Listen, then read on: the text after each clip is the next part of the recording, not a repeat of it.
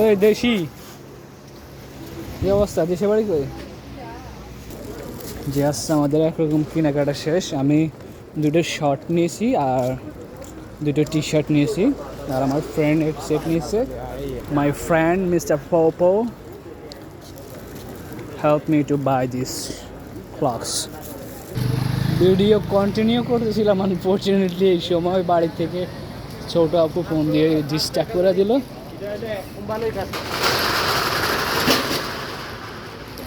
It's already 11 night. Have a look. So many shop already was closed.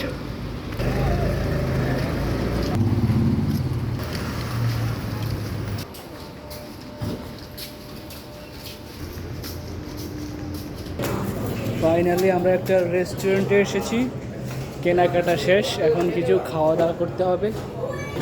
আমরা গিয়ে আমি বুঝি না, আমার মাথায় ধরে না মানুষে কেমনি ফুড ব্লগার করে। বিশেষ করে দেখলাম বাংলাদেশে ফুড আফি, এত এত মানুষের সামনে কীভাবে রাক্ষসের মতো খায়।